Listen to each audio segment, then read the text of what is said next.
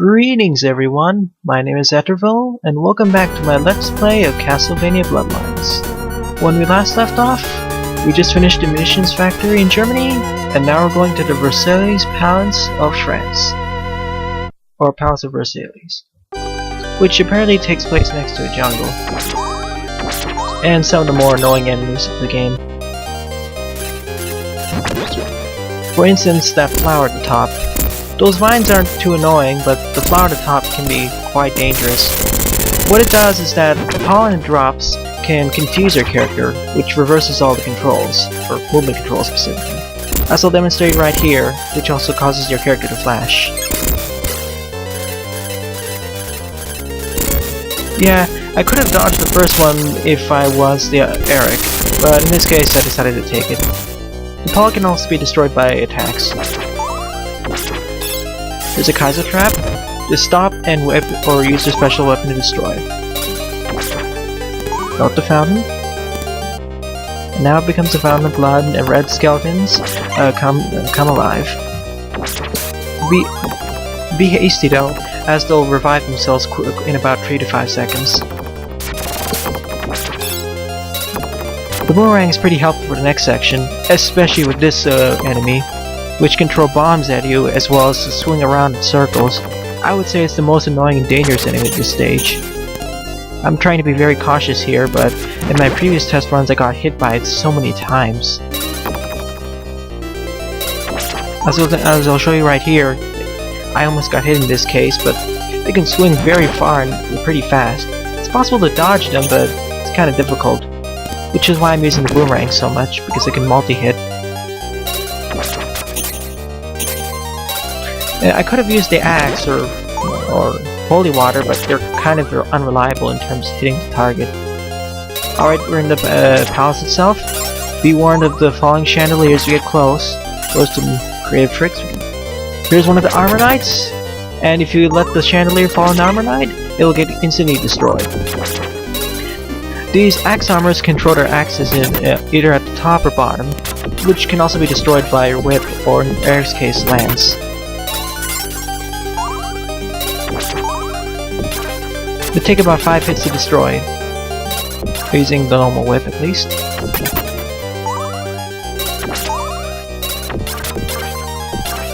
In this case I was trying to get him to fall under chandelier. A very close hit there. Trying to take too many risks. There we go.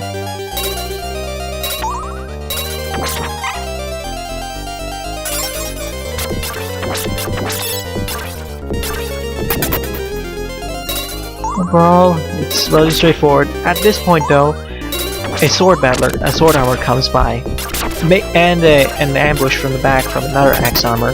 I decided to use my special weapon and quickly whip the behind one as the sword one immediately rushes towards you and tries slicing you twice. And here are a lot of bone dragons at once. I decided to just use this my special ability so I can just kill them quickly. It's very easy to get sniped by them if you're not careful. Here's where you can get some more gems and crystals.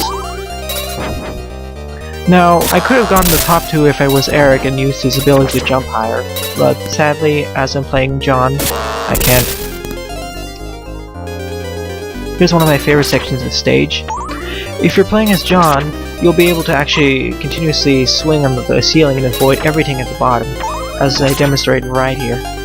Sure, I missed a few crystals and sub-weapons here and there, but it makes traveling through the stage much faster and safer.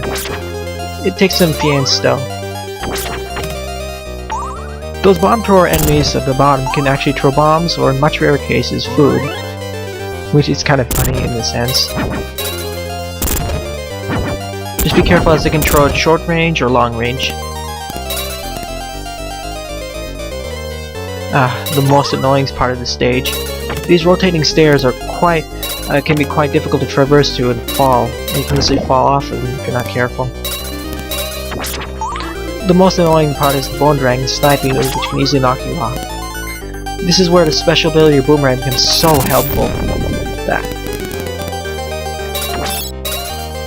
As you see here, I can't really get too close to them without jumping, and I'm at risk of getting hit by all the fireballs and whatnot. Hence I'm playing safe and using the boomerang. Thanks to its multi-targeting abilities or multi-hit, it's easy to destroy these. Yeah, over there I made a mistake and went too far and got stuck in the elevator, so be cautious about that.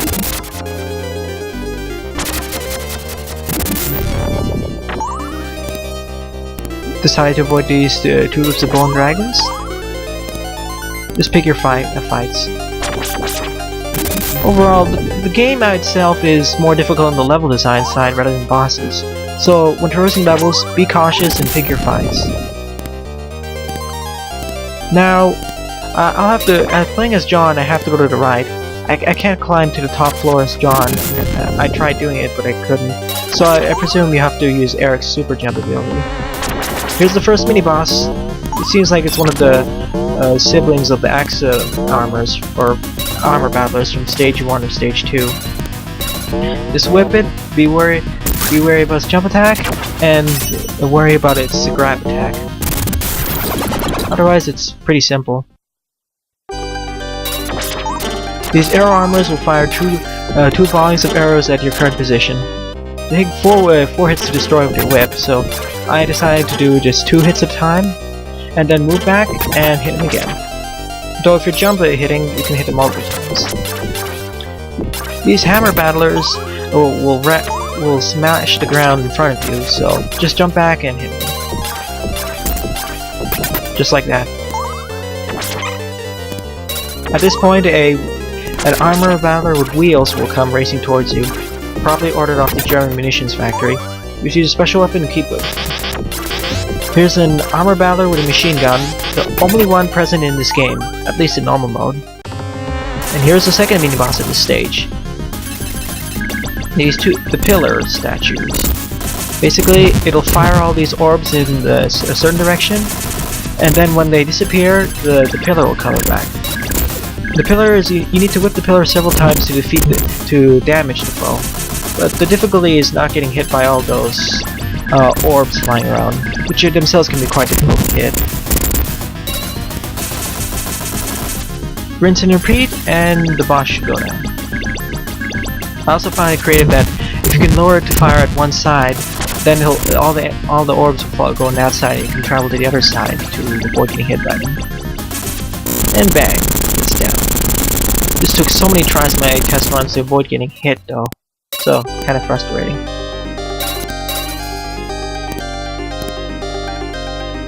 Anyways, now we're exiting the palace, and we're back outside. Probably on the east side, or close to there.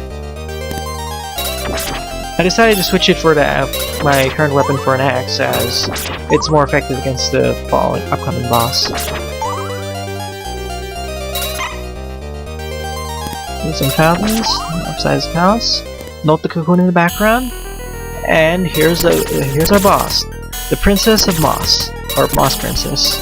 You'll see her name, her title soon enough. Yeah, she's actually a mod, or mutant butterfly. She starts out by throwing pollen at you, which can damage you, but you can destroy it by just hitting it. She can also attack by ramming into you, as seen here. To avoid it, just when you see her flap her wings quickly, immediately jump away. At another point, she'll try laying eggs, which will hatch to mini-moths, which can also damage you. Just whip them or special attack them. Otherwise, yeah, she's pretty simple.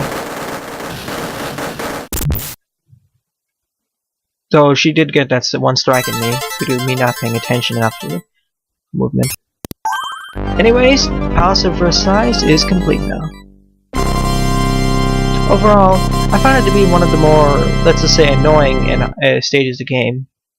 Out of the 6 stages present, I would say this is the hardest in terms of level design, due to some of the more annoying enemy placements and level architecture.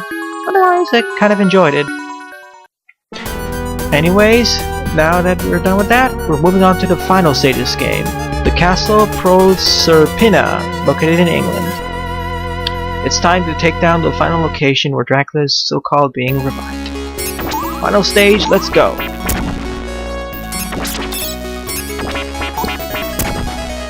Those Medusa heads got upgraded, by the way. They can now fire projectiles to the left. So either duck when they attack or just use a special ability. And yeah, surprise for a bitch drop. Countess Bartley really beefed up this place. Here's one of the more unique features of this game and stage. Yeah, apparently this is, I would say, the Castle Confusion, as the entire screen is divided up into 3 sections that are desynchronized with each other, which makes platforming much more difficult and confusing if you're not careful. Especially with the influx of Medusa heads coming over bottomless pits. So yeah, take it slow and steady and you should be fine. Though it's one of the things that makes this game so unique compared to the previous Castlevania games.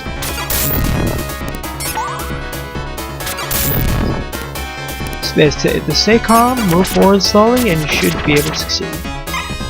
As a note, Countess Bartley is actually loosely based on the actual historical figure Elizabeth Bathory, who was actually a famous mass murderer, or a famous female serial killer whose murderous tendencies were exaggerated in folklore.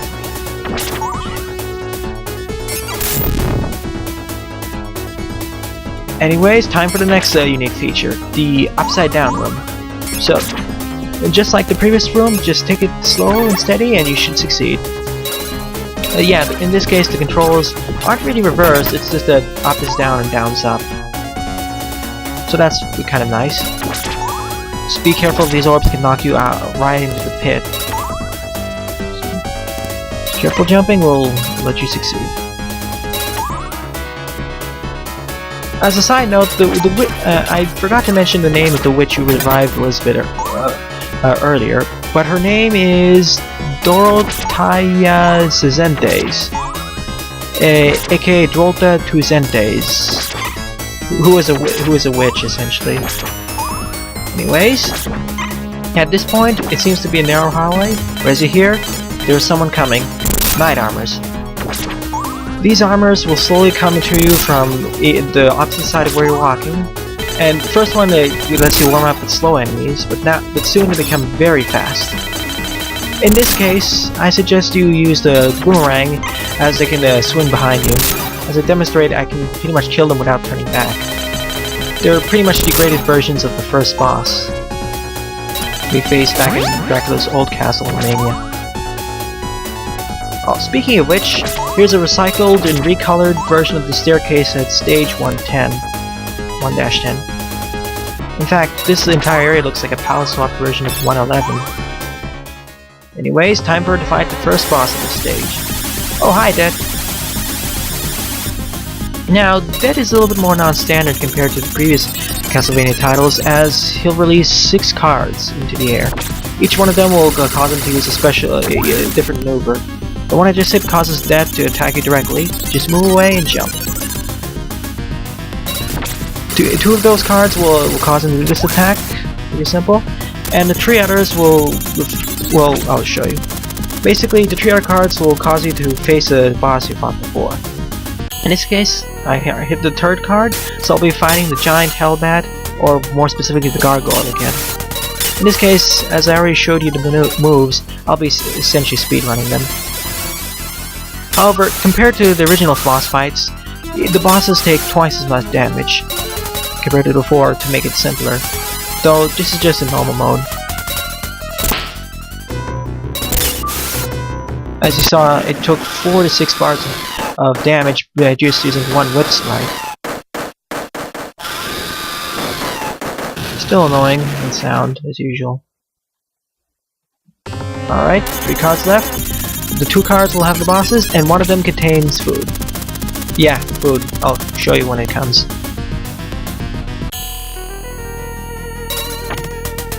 Oh, hi, Gear Battler. Yeah, I call it the Conqueror Ottoman, but it's actually the Gear Battler. He's actually quite pathetic if you know how to speedrun him, as I'll show right here. And boom. Yeah, it's actually much easier than expected if you know how to do it.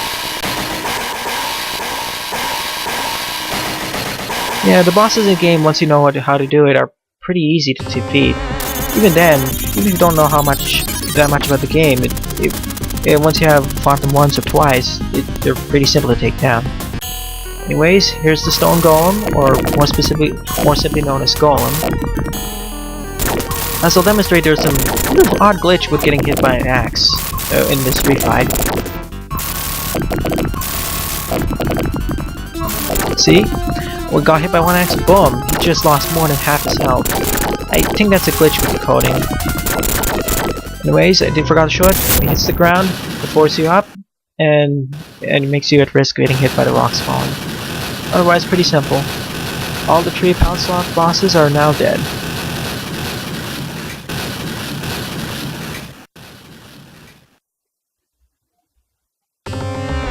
One more left, and here's the food as I demonstrated. Whole bunch of food. Use this if you're running low on health, though for me it's not very useful. Anyways, lost all the cards. It's now time to face death proper. First he'll try throwing mini skites at you, then he'll duck to the ground and try skite slashing, or skite dashing. He'll repeat his skite throw, and then afterwards he'll throw a skite at you, and he'll try sucking you into you. Just jump over the big skite, and you should be doing well. So yeah, that was death. Oh, at least the first death. We'll see him again later. Here's another clone of the first stage. So yeah, going to face our next boss now, who should be pretty obvious considering what was happening in the title. There's Countess Bartley. Let's finally take her out. And she turns into Medusa, or summons Medusa. Her first attack is to throw explosions at you, but if you sit close enough to her, go back far enough, you can dodge it.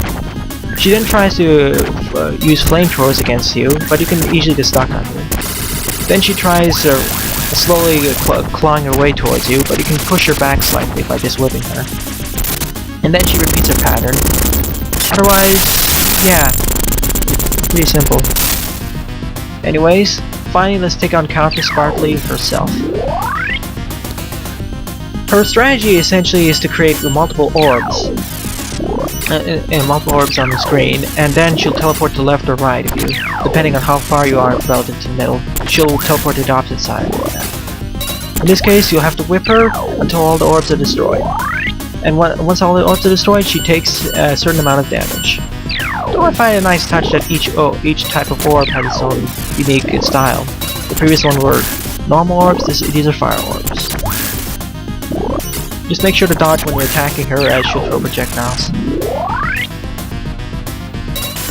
Yeah, it's kind of a slower fight, but a slow and pretty simple fight actually, as if you can get close to her duck and hit her, she's a rather simple boss, even easier than dead, I would say. Though time consuming. And yeah, if you read the manual, it's realized or told that Bartley is actually over 100 or 200 years old and was arrived from the dead due to her mass murder. And the reason why Eric actually became a vampire hunter along with John is because Elizabeth turned Eric's girlfriend into a vampire. So yeah, in terms of vengeance, he wanted to revive her back. That's why Eric joined the vampire hunters along with John. Anyways, 2 more, and alrighty, we took our last orb, and she's now dead. Ooh, that was kind of brutal. She just exploded into flesh. Anyways, now that we finished her, there's only one foe left. Next time, viewers. Thanks for watching, viewers, and have a nice day. Toodles!